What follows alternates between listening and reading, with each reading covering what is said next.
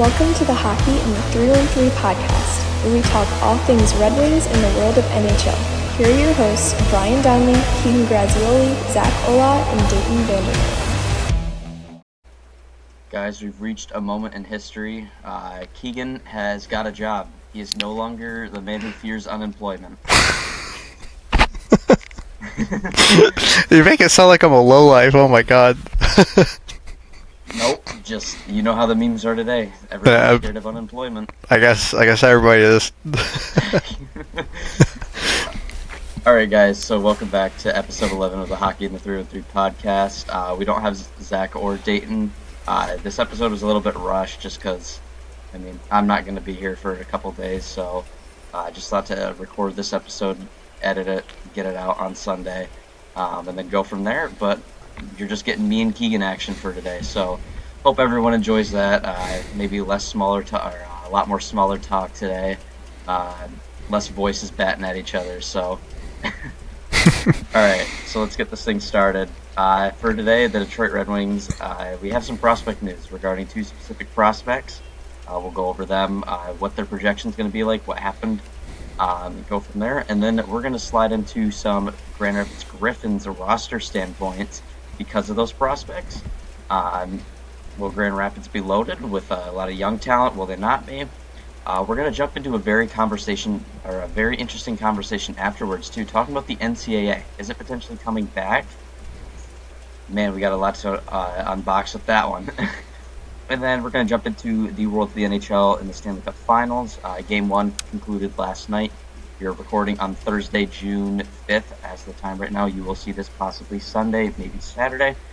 So we'll talk about the Edmonton, Florida Game 1 and what happened there. And then me and Keegan are going to go over a prospect preview for Logan Hensler, the right-handed defenseman out of the University of Wisconsin.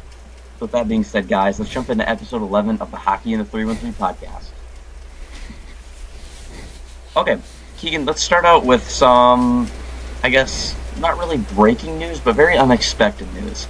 So it was rumored, I think, a couple nights ago that Dmitri Buchelnikov, a former second-round pick for the Detroit Red Wings, currently isn't under contract, but is still considered in the system with the Detroit Red Wings. It was rumored that his team, I can't remember the name of it, it was some Russian, very, very Russian name. I think it's Kiiskinen or something like that. It was rumored to be disbanded because they lost one of their corporate sponsors, and that would make Dmitri Buchelnikov a free agent. That was then reported that he could either go to AK Bars once he becomes a free agent, and then it was reported by his agent that nothing's really wrong with the team. But with the Russian media, we don't know how true that is, or if it's just all talk. So until everything's cleared up, we don't know what happened. But for sure, we can at least say right now that, hey, there's probably a chance that Dmitri Buchelnikov is on his way to North America soon. Yeah. Do you have any background information about Buchelnikov? Okay, so just looking at him as a whole as a prospect, he was drafted a couple years ago. Obviously, the whole KHL, you can't really play until your contract's up, so a lot of guys just kind of stay there, kind of develop a little bit, which I don't think Yzerman is opposed to for the most part, so it kind of works out in that sense. But really skilled guy, can really shoot the puck. I know for him, maybe his defensive game isn't as strong, but at the same time, I think when you get a guy like that, like a Russian player of that stature, you're looking for offense. So yeah, he's a guy that I feel like a lot of Wings fans, especially for our group of people that we talk to, are really high on him, and really hoping that he comes over and has a really high impact and ceiling, because I know he's been kind of compared to certain players like a Panarin or Kaprizov, especially with his development and his point totals that he's been putting up. I think last year he broke a record of either Panarin or Kaprizov, or he was really close to at least one of those. But I think it was Demidov, because he broke the U23 scoring record. It was Demidov. So, yeah.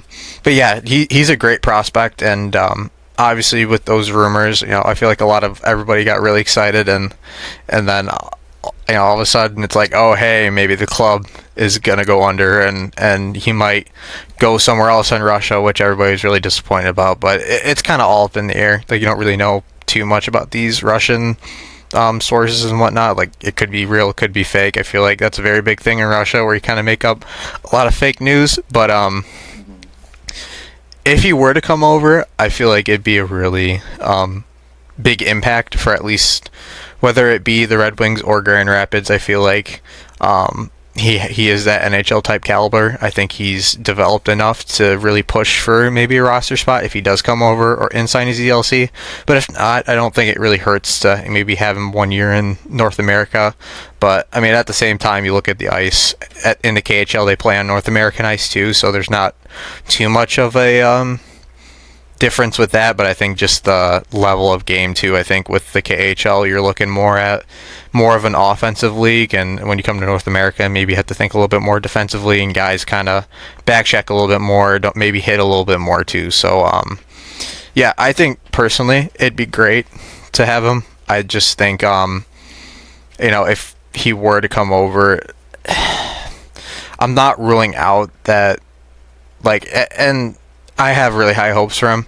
I really do. I think I think Yzerman would just stick him in the AHL for maybe a year, kind of let him kind of get a grasp of, what's going on with North America a little bit, in the sense of, like, maybe the hitting, like I said, hitting style, maybe defensive game. Maybe that's something that they want to see more out of him. But I think, and who knows, especially with the roster right now, he could really push to, go grab, add him to the lineup if that's possible. But yeah, I'd be really excited, but until it's kind of TBD, just because of the situation, you don't really know if the news is really real or fake, so kind of not getting my hopes up at the same time. That's exactly how I feel. I mean, like I said, it was reported that, at first their club is going to disband, and then, AK Bar swings it, and potentially rumors of him going there after his team with Vietsev. Let's actually see what the team is called. Badiets. Oh. I don't know what the hell it is. It's something. Exactly. But yeah, like I said, it was potentially rumored that AK Bars would swoop him up fully. And then his agent came out saying, like, oh yeah, there's nothing wrong with the organization, everything's fine. But as you said, I mean, I don't want to get too political, but I mean, you know how mass media is in, Russia, China, stuff like that. Like, they don't let a lot of things slip through the cracks, you know what I mean? Mm-hmm. So, could be true, it could not be true. But yeah, I think you put the nail in the coffin really well on that. He's a very, very good shooter. Like, when the Red Wings took him, I think it was in the sense of, this guy, he's got a very, very good shot. Like, but I mean, there's a lot of questions about his playmaking abilities. Like, was this guy going to be able to pass the puck? Was he going to be able to give his teammates the other goals? And I think, this year was very clear. He had 15 goals, 39 assists for 54 points in 65 games. So I think that question can be swooped under the rug right there. But yeah, like, I mean, he's just one of those guys where if he hits, he's a hit. Like, he's a very, very big hit for the Red Wings. And he was just kind of a guy that rose up in the ranks. Like, he was just a flyer that, the Red Wings took in the second round, and we're like, yeah, I mean, he's a Russian guy. You never know what can happen with those guys. We've had some luck with it in the past, so. Mm-hmm, exactly. So, I mean, hey, why not take a swing? And then so far it's turned out. But I think, I mean, if all this is true and, he is coming over to North America, like his team folds and everything, I think sticking him in Grand Rapids would be great. I would like to mention the KHL is a very, very, defensive first league. So the fact that he got 54 points in 65 games is really nothing to scoff at for him playing against literal grown men and a very big defensive style game over in Russia. So I think there's a lot of props to go into there, but I think the biggest thing that you got to look out for is, will that game translate from Russia to North America? And yeah, I mean, like I said, if he hits, man, if he comes to the Grand Rapids and he still shows that talent that he did in Russia, I think the Red Wings have got another very good Russian on their hands, and I think it solves that right wing prospect pool right there. And we're going to talk about another right winger here in a moment. But quick question: is he a left-handed shot or a right-handed shot? Because I feel like that's a pretty important thing too. He's a right-handed shot, but it says he plays left wing. So okay, so That's like an Ovechkin type style, but also I wanted to mention too, I kind of blinked on the KHL for a second. I thought it was like off. That I was thinking ECHL hockey. I kind of forgot that the KHL is a little bit more different with that, but It's very different. yeah. But I was gonna say playing with men that's a huge thing. Like he's playing with guys half his age. Like if he's doing what he's doing, especially for his age, like that's impressive. Like you're special in that league if you're doing that. So. Especially like you said, like he passed Ivan Devinov for the most U23 points in Russia, so that's definitely something to like make have great connections with And get really excited about too. Mm-hmm. And just the big thing is like I kind of want to make it known, like he's not a Demidov, he's not a Michkov, but like when you have a Russian prospect that's in your system and he's progressively getting better over the years, like you look at these prospects and think, man, like this guy could be a very like big thing. And again, he's not one of those guys, but that doesn't mean he's not going to be anything good. Like again, I think his shot is incredible, and he showed his playmaking abilities this year. So I think his offensive upside for the Red Wings is something we need because Kane's not going to be around for much longer. I don't know what's going to happen with DeBrincat, although he's probably more than likely going to stay in Detroit. I can agree with that too. You need right-handed wingers sometimes, and I think Buchelnikov is that guy. And again, we're going to talk about another guy right here, Jesse Kiiskinen. So, I mean, you know how I feel about Kiiskinen. I think a lot of people in the Red Wings group chat know how I feel about Kiiskinen. Jesse Kiiskinen was a guy that we traded for, I think, a couple off seasons ago for Andrew Gibson, the defenseman out of the Sioux Greyhounds. Jesse Kiiskinen, he was a Nashville Predators prospect. He was actually drafted at Bridgestone Arena, so back in 2023. I was really, really hyped when we got him. Like, as soon as we traded for him, I'm like, this just seems like one of those moves that Yzerman makes that is going to be. Like, when he makes those one-for-one swap trades, they're usually going to be good. And so far, I mean, man, he's looked pretty damn good. So, sorry. Oh no, I was going to say, I think, Yzerman's really great with especially kind of looking out for prospects too. The free agency might not hit as much, but as of late, but yeah, but when it comes to prospects and stuff, I feel like he has pretty good judgment on calls and trades. Agreed. But yeah, when Yzerman made the move, Kiiskinen had 10 points in 38 games in the Finnish Liga, but then in his U20 league that he played in, 8 games played. This is back in 2023-24, by the way. He had 14 goals and 7 assists for 21 points. Again, in 8 games in this U20 Finnish league, which again is going up against people's age, so it's really nothing big. But still, 14 goals is pretty impressive. And then in his year with HPK this year, the guy had in 46 games played 14 goals, 30 assists for 44 points.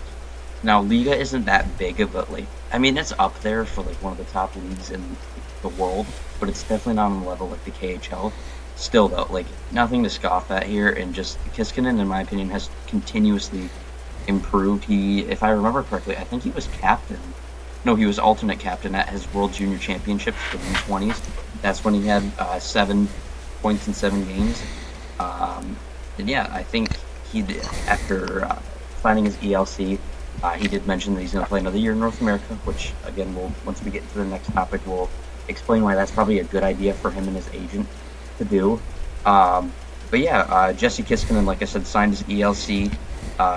Thank God he did, because I think that this guy can, again, he's another one he's not exactly Buchelnikov style, but he's another guy who's got a very, very good shot and very high offensive upside. So, Keegan, what do you know about Kiiskinen, and what do you think about him?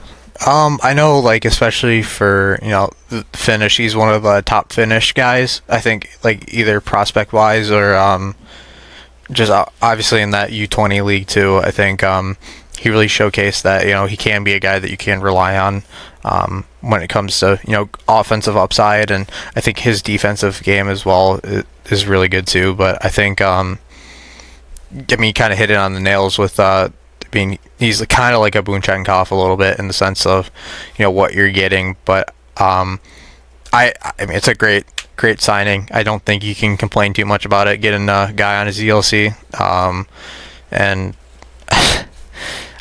there's not much to really say with it. I think a lot of these guys, when they sign their ELC, they have some good years, and maybe they either, and in most cases they either stay in Europe for maybe one more year, or they go to GR for a year or two. But I think ultimately this is a really great signing. It kind of adds to our depth of prospects that we have, and I feel like at some point, depending on, whenever a lot of guys like Danielson and Sandin Pellikka and MBN kind of come up, he's going to definitely be in that top at least 5 of prospects that we have, depending on Buchelnikov and who else we draft. But I mean, it's a great move. I feel like his game will translate really well to the North American game. I think, like for all European players, I feel like it's a very big thing to emphasize that, maybe the game's a little bit more physical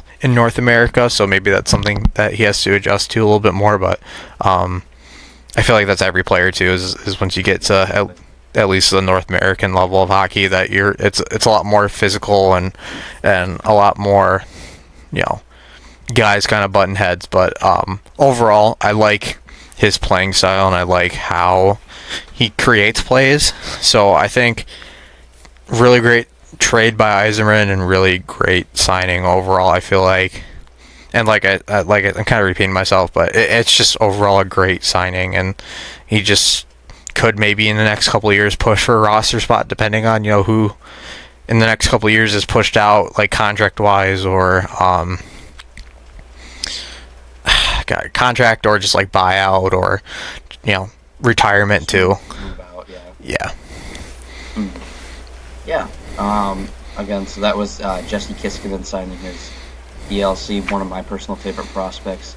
I think some guys, I can't remember when this was, but Dayton sent a screenshot to the group chat showing top prospects for the Detroit Red Wings, and he was actually in the top 10. So for a guy you traded for a 1-for-1 swap for a prospect that, I haven't even heard about, like Andrew Gibson, I have not heard one thing since, and that's not a knock on Gibson. It's just I think I've been paying more attention to the pieces that we've gotten and not so much the pieces that we, let go. But for a guy that's, again, you acquired for a 1-for-1 swap and he's in your top 10 prospect pool, maybe even top 7, like, pretty damn good value by Yzerman there. So, yeah. All right, that was Jesse Kiiskinen. So, kind of what I want to jump into now, I've mentioned this previously for the next topic that we're going to talk about. The crowded Grand Rapids roster with young talent. You look at Grand Rapids, man, and if Buchelnikov comes over, then great. But if the dude doesn't, then he's not missing out on a ton either.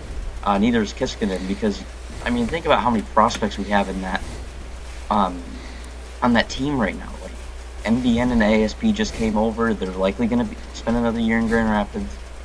Barring anything different, Danielson's probably going to stay down there too, unless he blows the doors off training camp again. Lombardi as well, like Mazer potentially, Wallander, Shai Buium, like just a ton of like youth down in the Grand Rapids Griffins system. And maybe it's a good thing that Kiiskinen isn't coming over this season. As much as I want to see him play in North America, the dude would probably get 3 to 4 or 5 minutes on this team, especially if you're throwing some veterans to help out the young guys. Like, there's just a ton of players on this team, man. Like, it's insane. But yeah, so just kind of like how I was mentioning, like maybe a couple prospects graduate to the NHL, maybe. I don't, outside of Danielson and Mazer, I don't see an argument for really anyone else, and it has to be like one of those cases where it's a Raymond or a Sider situation, where they come into training camp, they look pretty damn good, you throw them out in the preseason, they look so damn dominant that you have to put them in the lineup. But the counter argument to that is, where was that for Casper? I was just about to say that too. I'm like, you look at Casper too, like he blew the waters off in training camp and in the preseason, and it's like, how is this kid not on the roster? Like, I felt like he was just that high impact. But I feel like, especially for Grand Rapids, obviously you're really hoping for these guys to come up and play for you at some point, but I think especially where the team is right now. You're looking to add in free agency and maybe add a little bit more experience and let those guys kind of continue what they're doing. And maybe it might be a little bit frustrating for them, but I think it's going to benefit them to play maybe one extra year. But at the same time, I mean, Detroit has been notorious for kind of keeping prospects too long in the minors, and that leads to Ken Holland. it's the same thing, and I think they've done that since the 80s and 90s too. So it's gone back years. But I want to say this year in general for Grand Rapids was a down year, and they, especially in playoffs. But I feel like they lost a lot of their key contributors last year, and Soderblom, and obviously Mazur came up for 40 seconds of a shift. One shift, yeah, and then goes down with a knee injury. No, I think it was his shoulder. Oh yeah, that's right, because it looked like his knee, but it looked like his knee, but it was his shoulder. But you're right. Yeah, I think Grand Rapids got a lot of reinforcements this offseason. I feel like having a full season of potentially ASP and MBN is going to help them dramatically on the offensive side of the game, and maybe Sandin Pellica works on his defensive game a little bit more. But yeah, I mean, obviously you got Wallander, who's a very experienced guy at this point. You got a Buam. He's a great prospect too, a very underrated one in my opinion. And then not many goalie prospects for the most part. You still got Kosa, which, I mean, I'm at this point 95% sure that he's going to probably be on Grand Rapids roster opening night. I don't think it's possible that the Wings, he's going to blow the water, whatever. He's going to like impress everybody in training camp. But yeah, I think overall Grand Rapids is getting a lot of more talent, so that maybe that helps them kind of get the ball rolling and go farther in playoffs, because the more these guys play the games and get more experience, like in the Kelly or the Calder Cup playoffs, like that's all you could hope for, and especially for these guys like a Lombardi to really step up and start producing more offensively, which obviously Lombardi was hurt, but I mean, he has a lot of upside. And then I mean, maybe look at a couple guys like Cross Hannes, who he's an RFA this year, but he's an AHL lifer for the most part. But I feel like it's another Taro Hirose situation with that guy. I mean, after that Michigan he scored in Portland, I feel like everyone was kind of hyping him up. Yeah, and then once he got to Grand Rapids, it just kind of died off. But the thing with Lombardi too, man, like, what a gem. I mean, we talk about Eisman drafting, like, you got Carter Mazur, you got Lombardi, like, even when Lombardi was hurt this year, the dude had a point-per-game pace. 44 points in 40 points in 44 games. Like, yeah, like, impressive numbers for the AHL. I think, in my opinion, give it another year, Lombardi's going to come up and fit in the top. I think you got that cycle going. Like, you throw Danielson up there, throw Mazur up there, maybe this season or next season. And I kind of wanted to relate this back to the Casper situation. Like, it only took 4 or 3 weeks until someone went down and we're like, all right, Casper, come up, and then played his head off, and I mean, he stayed with Grand Rapids, so maybe that's all it takes for Danielson. I could really see 2 guys this year really kind of have that same situation with what Casper had. I feel like Lombardi, obviously, I feel like he's number one. I had him actually penciled in on opening night roster. I feel like he's the guy that's going to get a shot. I believe he was at one of the Red Wings game when he was injured, or I think he wasn't injured. I forgot, it was like AHL break, but he was in the building. I think he was maybe practicing or something like that. But probably for rehab or something. But another guy I really could see potentially maybe making the roster, or just in general, if injury happens, I feel like MBN, just the way his defensive game is, I feel like that could maybe really fit the system that we're playing and help maybe that middle six of, maybe a Kopp or JT or a Rasmussen or whoever the hell we signed at this point in free agency, because I have no idea. But I feel like, but I feel like he's a guy that could really, surprise a lot of people. I wasn't really too high on him in Europe, but obviously that kind of all depends. I feel like a lot of guys in Europe don't really put up a lot of points, especially if you're playing against a lot of, I mean, look at Casper. Yeah, exactly. I was just about to say.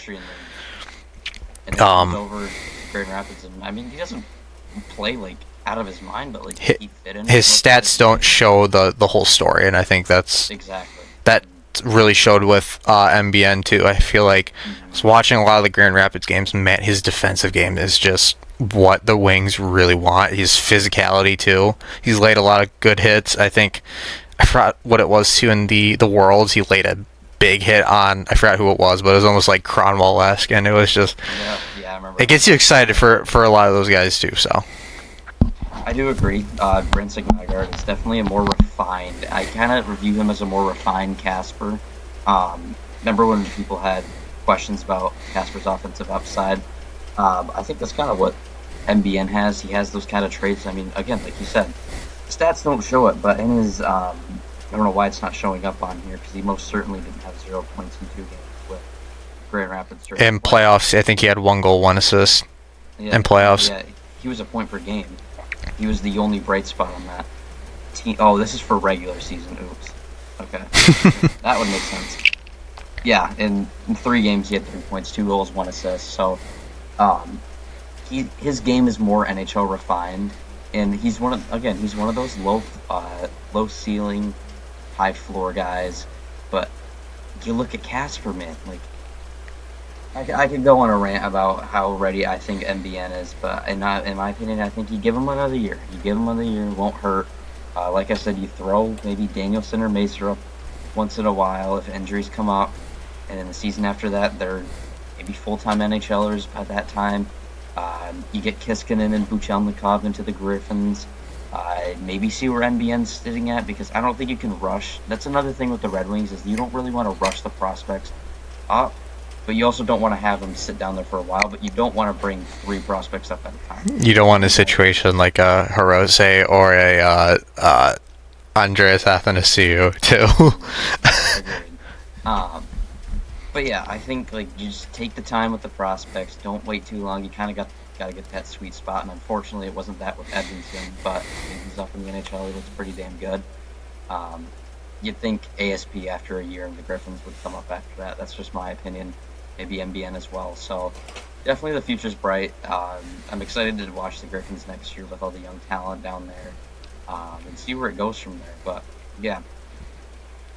Okay. So with that being said, we're going to jump into the next section for episode, and it's kind of an intriguing one. Unfortunately, I wanted to have Zach on this because he was very excited to talk about it. We're going to talk about the CHL and the NCAA connections.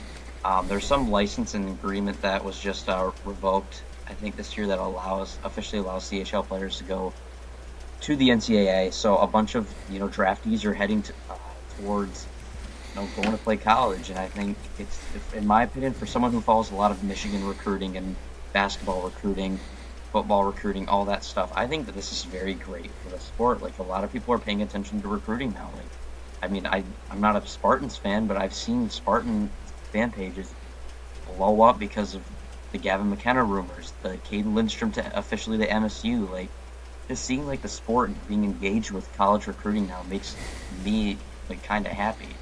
But yeah, so like I mentioned, like the CHL and NCAA had like some dispatch where to the point where CHL players could not go to the NCAA.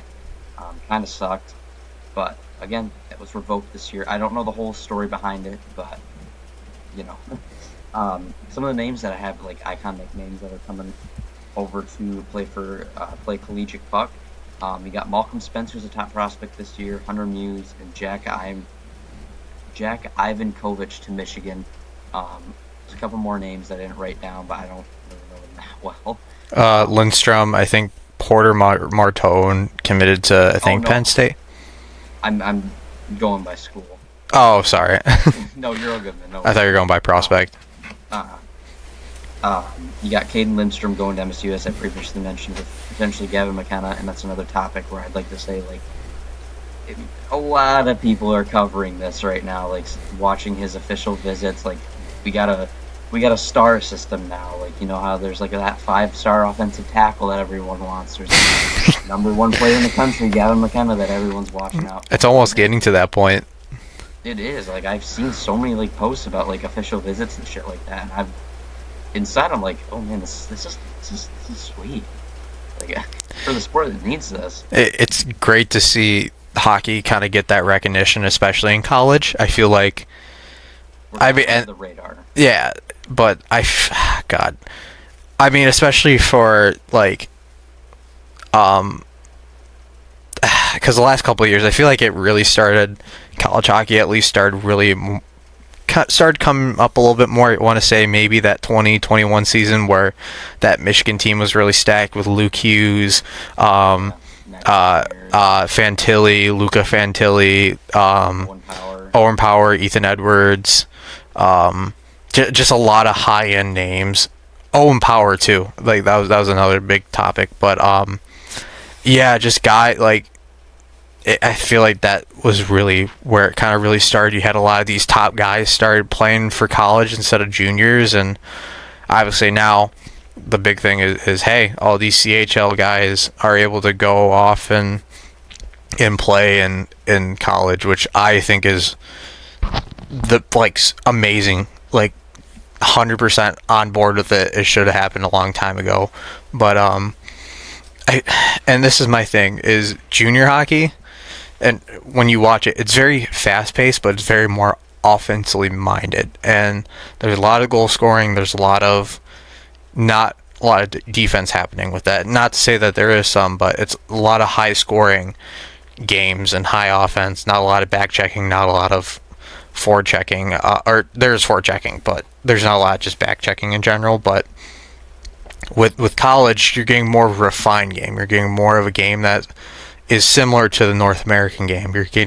It's more similar to what an AHL would be, or that feeling of it with the physicality and the playmaking and the defense. Like, this is why a lot of these guys are going off to play college. College is going to get them more ready for the NHL than juniors would. And you look at, obviously McKenna, that would be amazing, especially for the Michigan State rivalry, especially when they play in Detroit, because those games are so amazing. Battle of the D. I'm not gonna lie, I think if McKenna goes to Michigan, you got Caden Lindstrom on MSU, and you see the duel in the D, I think for sure it's gonna be a sold-out crowd. Oh, absolutely. But yeah, like you said, that's something that could renew the rivalry. I mean, Michigan's kind of dwindled off the past couple of years thanks to their coach, and I don't want to talk about how I feel. Just a lot of thoughts, but hey, maybe McKenna could go to Western Michigan. That's all I'm saying. If he wants to win another chip. We've been making jokes in our Danny DeKaiser group chat about that for so long. It's either he's gonna do the Travis Hunter thing, where he's gonna do a commitment live, and then he's gonna pull out a Ferris State hat, and he's gonna go there. Like some random school. It would be hilarious. Colorado College. But yeah, just in general, it's really great. I love seeing these guys that are like high-end junior guys, really getting ready for the draft, coming into, wanting to refine their game a little bit more, maybe play for, I mean, the championships in juniors are really special. Obviously, you got the Memorial Cup. I feel like a lot of guys, I feel like it's more of a one-and-done situation now, especially if they're draft eligible, but let's say you get drafted to like San Jose or Chicago, you don't want to go play for them right away. So I feel like a lot of these guys, that's another reason too, is a lot of these guys just want to go off, maybe develop a little bit too, and I don't think GMs are opposed to it anymore, just because they know how high-end college hockey has gotten, especially with the coaching and the systems and just the level. A lot of coaches in the NCAA. Sorry to cut you off, but there's been a lot of like NCAA coaches that were potentially rumored to fit some of the roles for the coaching needs for either Pittsburgh or Boston. Boston, yeah. Like I think Denver's coach was in a conversation. So was Western Michigan's head coach. Yep. Like, just that recognition of like college hockey, and man, like they know what they're doing, and I think I definitely agree with you in the sense that CHL, while it's still a good league, the competition just isn't up there. And I mean, you're still playing around with the same guys in your age group for college, but like they're much more refined players and much more refined coaching styles in that league. I mean, it's just it's all around a good thing that happens. Not to mention too, I feel like, I mean, this is just an underrated aspect, but I feel like education too, that's a very important thing. I feel like maybe that's another aspect of it. Maybe, and I know this isn't the case for everybody, especially with a lot of these college guys. Some of these guys do finish school or do like summer classes or whatnot, but I feel like, you know, maybe a lot of guys are wanting to have something outside of hockey eventually. You know, I feel like a lot of these guys, especially the older players, they don't got a lot of stuff that they do, so they just, you know, keep up with like hockey and work for the organization. So I feel like maybe these guys, you know, get a business degree and they do it through the university because, you know, obviously it's free, or really, especially for them, I feel like it's great to see how impactful, you know, or not, sorry, Fine, no worries. kind of blanking on my words, but for the most part, I feel like that's a very underrated aspect because you're getting a free education, and you know you can utilize that to your advantage. Because I feel like that's a very rare thing, especially with how expensive college is now. I would kill to have a whole a whole 4 years paid for, but that's another thing too, is there's more years of eligibility. You can play college for 3 years. Although I don't think NHL teams would like you to play that long, but you know. But yeah, about I want to say 2 years tops. 1 to 2 years. Yeah. 1 to 2 years, but just an underrated aspect that I'm really excited to see, especially this season with, you know, reigning champs Western Michigan and other schools, just like what obviously Michigan State getting Lindstrom, that's a huge add, and then they got Michigan got one of the top goalie prospects too, like, which I think is huge. In general, like, it's all eyes around McKenna. Come on, Western Michigan, please. Yeah, just a couple more names that I have down here: Cole Reshnin, Keaton Vierhoff. Vierhoff is a prospect for next year, going to Nodak. Jackson Smith at Penn State. Justin Carbonneau, who is in the Red Wings range right now. If I remember correctly, I think we will be doing a prospect preview on him as well. He's going to Boston. Jackson Smith at Penn State, as I mentioned. But yeah, I mean, that's another thing. Like, you look at NIL. Like, NIL is going to have a ton of packages for their college players to offer, and it's going to transfer to hockey too. And I think it's a big thing for boosters for, you know, if you want to get any Spartan fans want to go get McKenna, you know, just chip in a couple $15 there, $20, help them out. Ultimately, I think for McKenna, though, I think it's going to come down to what school fits him. I don't really think it's going to come down to the paycheck. I do think it'll come down to, you know, who's going to develop me, who's going to get me pro ready. And I think the money's probably just going to be another, like, you know. Oh, NIL. Like, that's a big thing now, too, with hockey culture. Like, NIL, like, holy shit, I can make money off of being me. Like, you can make more money, and I know you say this with every sport, because as a Michigan fan, we paid the Axel Lindenborg, who's a point guard from UAB. The dude was going to be a first rounder for the NBA last year, but he stayed with Michigan. And do you want to know why? I can guarantee you it's because he took that paper. I can't remember the value that Dusty May got for, I think it was maybe like $2 to $3 million, and that's definitely a bigger contract than what you get paid for being a late first in the NBA draft. But, like, I mean, you look at a rookie contract for the NHL. I mean, besides any, like, signing bonuses that come in, $950K, $850K. Yeah, you're going to like $950 to $975. Like, it's not a ton. I mean, you got to be grateful for it, but like, this is probably another reason why players are going over there. It's because they want to be developed. They want to have a chance to play more hockey. They want to be more refined. They want to make more money than what they are. I mean, they're going to get that rookie contract no matter what, but like, you're going to get NIL packages. Yeah. Also, I wonder how much Red Savage is making off of jersey sales for Michigan State too. I'm intrigued to see if he gets a 21 Savage collab. Like, okay, he has to get that man on a 21 Savage collab. Real. It has to happen. That would go so hard. Like, just imagine, like, Michigan State 21 jersey. Up to holy shit! Oh, shit. Mon Arena. It is? Okay, I thought for a second oh yeah, it's Yost. I'm a Michigan fan. I don't. Funny enough, my work, so it's in Ann Arbor. I drive by Michigan Stadium and Yost every single day. And I just drive around sometimes, and I literally, I'm right down the street from it. I get to drive by it all the time. It's super cool.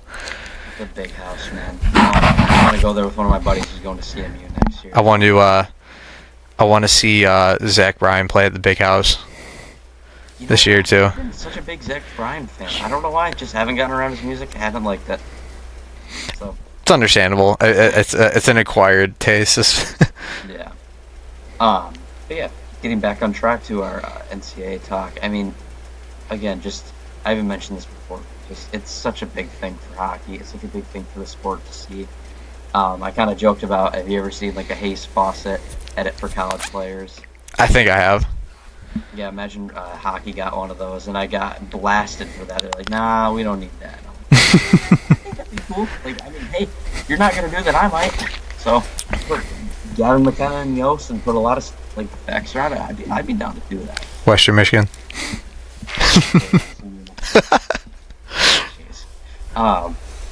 But yeah, and it's another thing too. Like you look at Western Michigan, they didn't need NHL or NIL players. Yeah, that's another thing. Is some of these schools are just going to get guys based off of, do you want to win a national championship or do you want to play meaningful hockey?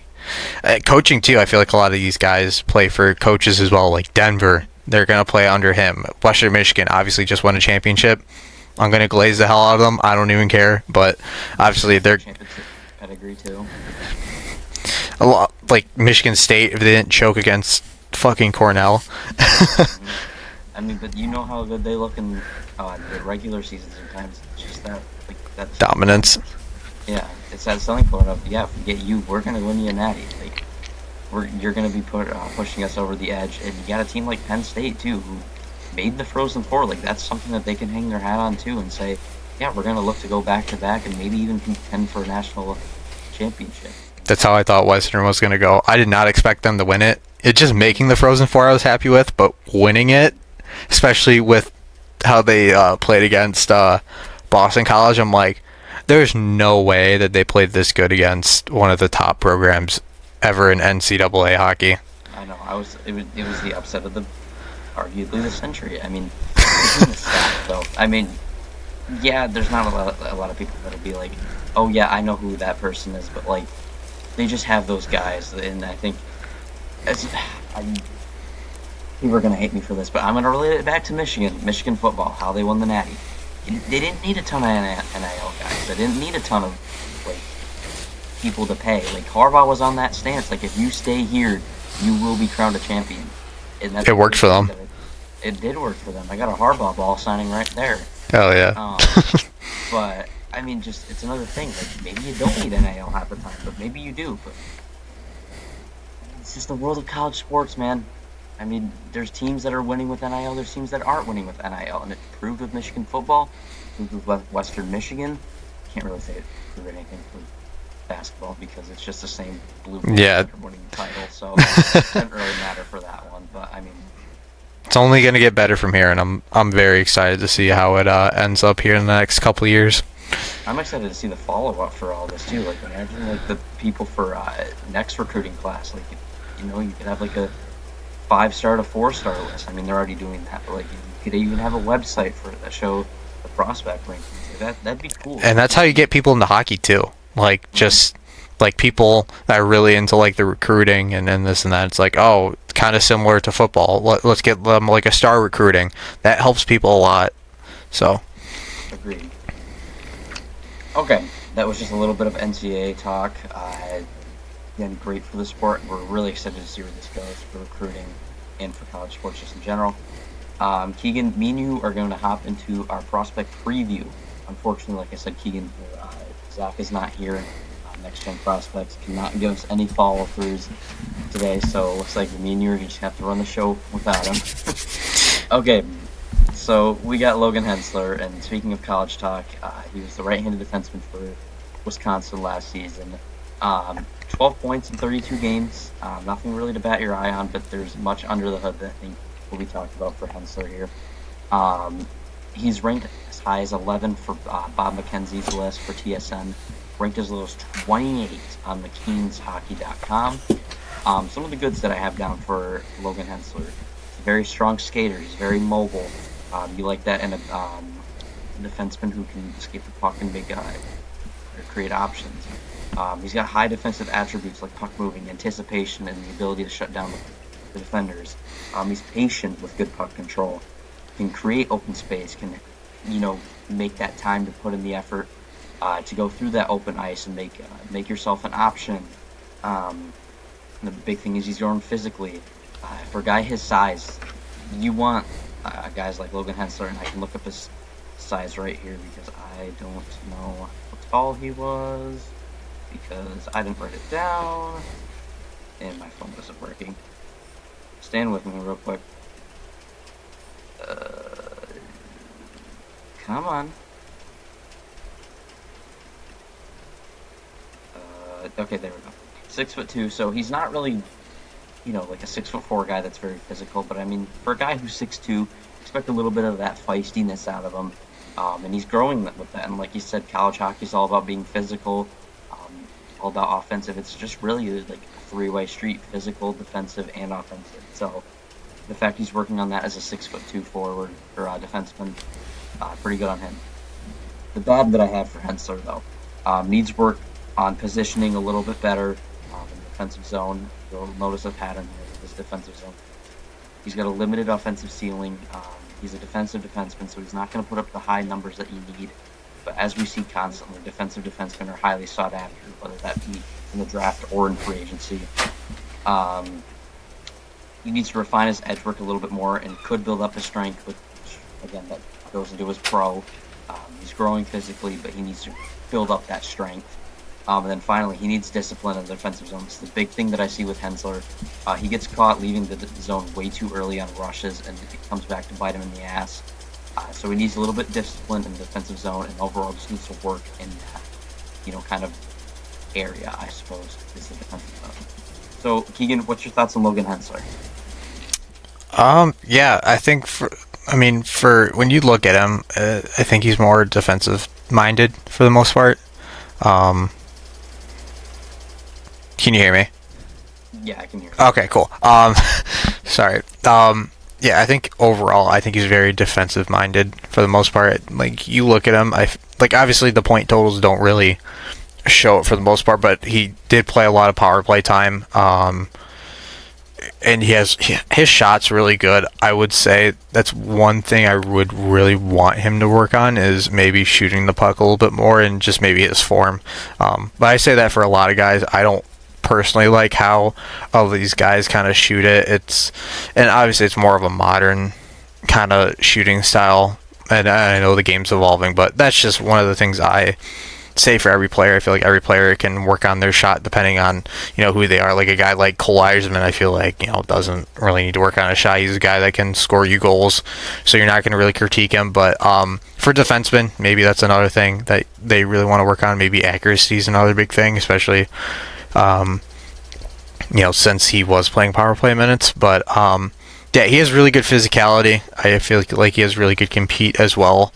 Kind of just all the clips I kind of looked at him and kind of doing a little bit of research on it. I feel like he overall skating was probably one of his weak points, and then I want to say his playmaking was really good too, and I feel like his breakouts are really good as well. I feel like this is a very underrated part of his game for the most part. I'd say is his breakout. Like there's one I think he had against Michigan earlier in the year where he was just able to kind of deceive the forward a little bit and be able to break it out pretty nice. And I feel like he also does a really good job with kind of man-on-man coverage. So if there's a 2-on-1 or if it's a 2-on-3, I feel like he's really good about just his defensive awareness, which obviously as a defenseman you really kind of covet. So I feel like for us, at least for the Wings, this is a guy I really love, especially for the style of game that he does play. It's a defensive defenseman, so a guy that can really shut down a lot of those top guys, be able to block shots and be able to just overall really compete and and enjoy the grind of what it means to kind of be a defenseman for the most part. His hands, too. I feel like defensemen have good hands a lot of the time, but I think it also just all depends on, whether it kind of all depends too, because with defensemen, you either get guys with really good hands, or you guys kind of get guys with okay hands, and his hands aren't bad. It's like in that level of like not bad, but like it's good still. So maybe that's an area that he has to work on for the most part. But I think overall, this is a guy that if he were to draft or drop in the draft, I feel like you'd have to take the opportunity on him too. He's 6'2", 192 pounds too. I feel like that's a really great size for a defenseman. I feel like defensemen are only getting really higher or taller, and a little bit more bulkier too, because obviously you have to have that for a defenseman. But I really do like this if the Wings were to pick him up.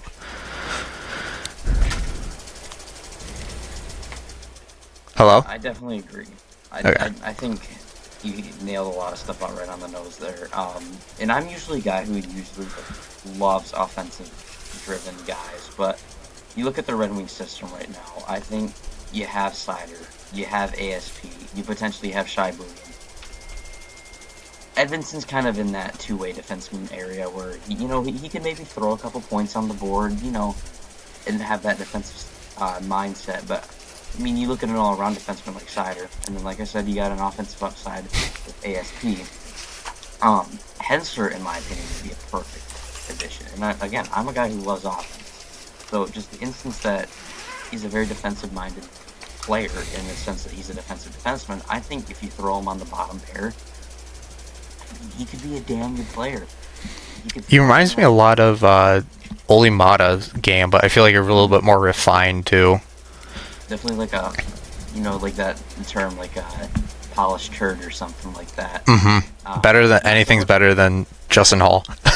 Yes, exactly. That's what I was going to say. Like, anything's better than whatever the hell we're throwing out there right now. So, yeah, I mean, in my opinion, I would be okay with this pick. I mean, I know a lot of people wouldn't be too thrilled with it either, but this to me, and I thought about this before recording the episode, this to me seems like such a offensive tackle, like your team drafts a lineman in the draft. Like, it's not a player it's not the flashiest pick, but it's definitely the pick that you're gonna come to love in a couple of years. So I think the Red Wings getting another defensive defenseman on that blue line should be something that they should look at. And I'm not gonna lie to you, man, Hensler's probably not gonna be the pick. As much as I think he's higher up on my board than most, I don't think he's gonna be that. But you never know with that. So yeah. Just wrapping things up from Hensler. Again, he's a good height for 6'2", defensive defenseman. Skate very well, opens up the ice. I'd like to mention he's got a very high IQ and defensive attributes, but like I said, he needs to stay disciplined in that defensive zone when he's breaking out, or else he's going to get caught very badly when he's trying to make a pass up the boards, or he's trying to find someone in the neutral zone. He's going to get bit badly. So he's got to work on that. Skating's very good, so as a defenseman, you'd like to see that. And yeah. Keegan, what would your thoughts be about it? Like, what if the Red Wings took Logan Hensler? What do you think? How would you feel? Like I said, I think overall it's a really good pick. I really like, just in general, he brings that physicality. He brings a lot of good defensive awareness, and I feel like that's what Yzerman's kind of moving towards a little bit more with our defensemen is, we got that guy in ASP, but I feel like in the sense of where he'd slot in if he were to make a roster spot, he'd probably be in that bottom pairing. So he's a guy I feel like could come in, really fill in that role and do pretty good at it. And I feel like, I think as time comes, maybe his offense comes a little bit more, but I mean, you're looking for him to be more of that shutdown guy. So I really love this pick if it came down to him falling, which obviously I don't think it will happen. He's projected 11th, so but anything can happen. But I've seen a lot of rankings putting him in the late teens, early 20s. So I think he'd be right around that range. I'm not gonna lie, but it's all. I would not be mad at that at all. I feel like that'd be a really good steal for us. I feel like for us, I feel like him and Bear would be exceptional picks. Agreed. And we'll get into more prospects that we think that are definitely high up on our lists. Quickly, Keegan, we forgot to add on a topic. We forgot to talk about the Stanley Cup Final. Oh, shoot. So we're going to jump into that. But yeah, like I said, that was Logan Hensler. Great prospect. And like I always mention with Zach, he's going to have a prospect list. We're going to, I think the week before the draft, we're going to have the main discussion is going to be about the top, however prospects we're doing. We're going to do a tier list. We're going to, see who we want the pick to be, who we want to stay far away from for the prospect previews that we're doing, and we'll go from there. All right, we're going to go over the Stanley Cup Final now. Not a lot to talk about because there's only 2 teams left, man. And, man, this is already seeming like it's going to be an absolute cinema. So, for what I wrote down here for the Stanley Cup Finals, I didn't watch the full thing of it because I went to 10. But from what I saw, Edmonton scores early. They went up 1-0, and then Florida just took the entire thing by storm. I think this is when I stopped watching this during the second period. 3-1 Florida. Then Edmonton claws back to force OT, and then Draisaitl, man, cross crease pass right out in front, tape to tape, back of the net. What a goal by Draisaitl. So yeah, I mean, just this series, man, I think it's going to be one hell of a series yet again. Usually people don't like seeing rematches if you're an NBA fan, but I think for hockey, this series, man, I can't say it enough. I think it's better than the NBA Finals, and I think you're really seeing that this year. I feel like this series, and I've said it a couple times, it has Red Wings and Penguins all over it. Like just that feeling of revenge and wanting to come back and win it against the team that you versed last year. And the Oilers really came up, or really showed up the first couple minutes. The Panthers really bounced back. Second period, third period, they let up, and obviously they got to overtime, and it was really close to going to double OT. But obviously Draisaitl, that building is probably the loudest I've heard it. Obviously I wasn't there. But wait, just you're telling me you were in Edmonton while you were in Michigan? Oh yeah, totally. But yeah, I mean it's just on the TV. Like you just hear the audio go out for just how loud that building was, and I think overall it was a really high. Yeah, it was just such a good game, and this has to go to 7. I don't think it's gonna be how it was last night, where the Oilers are just dominant. I think the Panthers, they'd never, and I've really liked the Panthers, so I just kind of follow them a lot. I've been following them since I want to say 2021, that COVID season. They don't really play well, especially if they have a break afterwards. So obviously that break probably hurt them, but they'll reset. I think they'll win the next game. But yeah, this is absolute cinema. I mean, you can't have a better series. 2 of the best teams in the entire league. You look at Sam Bennett, you look at Brad Marchand. They're playing playoff hockey like no man's ever played before, and obviously you got McDavid trying to have that the McDavid lore with what happened with Gretzky and Crosby, like that Oiler lore. It feels like destiny. The Oilers feel like the team of destiny this year. I love the Panthers, and they obviously won last year, but it just feels like it's the Oilers' year. It feels like it's McDavid's year. I'm fine with whoever wins. I'd prefer the Panthers, but I would not mind McDavid winning it. And obviously, former Red Wing Jake Wellman, everybody and their mother is crying about that still. Like I keep seeing people on Twitter and everywhere just being like, "Man, you should have been with us, this and that." Well, we didn't, so. I'm just happy to see the guy, playing the Stanley Cup Final, and obviously he had an assist yesterday too. So it's kind of cool to see a former Red Wing actually have a high impact instead of Tom McNosick, who decided to flip the puck up in OT and they costed them a game. So, or Matthias Janmark, who's He had his playoff moments for the past couple of years, but nothing more than a bottom six contributor. Mm-hmm. But yeah, I agree with you. I mean, if this is anything short than 6 or 7 games, I better not have any 11-year-olds coming at me for that statement. But if this is anything short of 6 or 7 games, I'm going to lose it, man. Because just as much as we're expecting, if this is just going to be a thing where the Panthers roll over and die and Edmonton just takes this series, I'm going to be madly disappointed. Because agreed. The Panthers look better than they did last year. They did. I'll take it to the I mean, the Panthers team last year was so damn good, but just this year, I think there's not a lot of weaknesses around. They have 4 full lines, 3 full pairs of defense, and a goalie who's playing out. And a lot of their bottom pairing they swap out too. So if something's not working, they're going to swap out someone for someone else, which I think is. I don't think it's cap manipulation, but I think it's definitely something that I think a lot of teams will utilize more. Is maybe swapping out bottom 6 guys in the playoffs.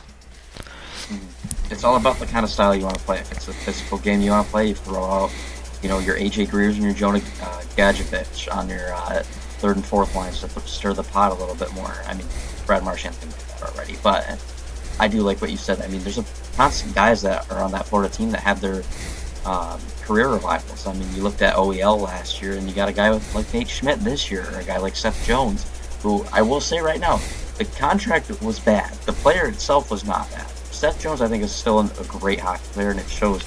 If he's put in that right system, he will thrive. Yeah, and you're seeing that in Florida. I think you look at the 100% overpaid in Chicago. They took a little bit of cap, but I think at the price that he's at right now, and what Florida got him for is looking like a really good deal on both sides. But I mean, this might for him, yeah. It's not bad, but I will say. Trading for Seth Jones might seal Ekblad's fate a little bit more. And I think him and Bennett have expressed wanting to stay Panthers for life, which I think will happen. But if anyone's going to go, I think it's Ekblad. I think they chose who they want, and I know there's been a lot of talk of Brad Marchand going to free agency. I've been saying it. I'm saying it right now. The Wings better be all over Brad Marchand. I would love a guy that can do what he does. I will say, I'm not so sure if I'd pencil in Ekblad hitting free agency. It does sound like he wants to be a Panther for life. He was asked in an interview about it. He said he lives to be a Panther, and he wants to die a Panther. So I mean, they have $19 million in cap space. They have to sign Marchand and Nosek. Sam Bennett, I think for sure stays in Florida. I don't think there's a doubt in my mind that he's either going to take maybe not a pay cut, but he's going to, especially in the no state tax, he's going to lower his asking price. And if Florida doesn't want to do it, they don't want to do it, but I think they get him for $9 mil. And again, Magna, Nate Schmidt, Aaron Ekblad, Vitek Vanacek for their own UFAs. So with $19 million in cap right now, they're in such a great spot to re-sign their guys. Bill Zito, man. Yeah, what a GM. I think Brad Marchand hits free agency, but I think he gets Sam Bennett maybe $8 mil because he takes that cut. And I mean, you want to re-sign Aaron Ekblad and Nate Schmidt. I mean, Nate Schmidt might cost you $3.5 to $4 mil. So right there, you got 12. And if Ekblad, takes that another cut to stay with Florida, if he is really that dedicated. I mean, players say it all the time that they want to stay, but just from what I heard in that interview, the dude wants to be a Panther, and I think he'll do anything to stay that way. So, well, he was drafted by the team. He spent his whole life there too. So, I mean, there's a lot of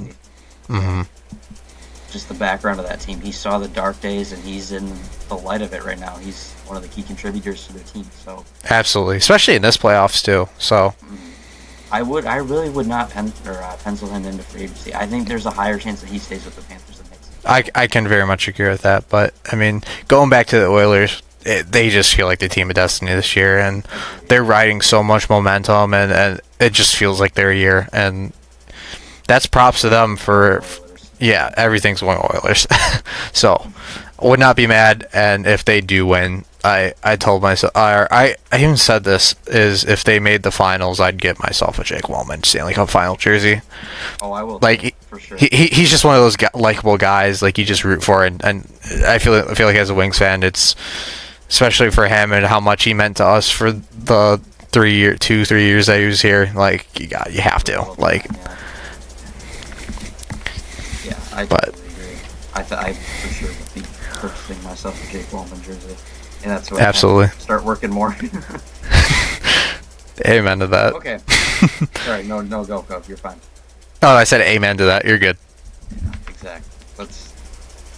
I mean, from what I'm looking at here right now, there's just a lot of Red Wings jerseys. So let's hope that there's a top patch on it soon enough. Fingers crossed. Mm-hmm. Okay, guys, that'll wrap things up for episode 11 of the Hockey in the 3-on-3 podcast. I'm one of your hosts, Brian Donnelly, joined here by Keegan. Once again, couldn't get Zach on or Dayton on the episode today. Hopefully, we'll get him on the week after. We got big things coming up, man. I took a look at our viewers. They've been dipping, and I'm like, all right, I'm telling myself this right now. It's just the off season. It is the off season. It'll keep going, especially when hockey season starts up. Man, we're gonna be booming. The Yzerman McClellan presser went for like 211 views, so I'm sure once that draft content comes out, free agency hits, it will be back up in business booming. Absolutely.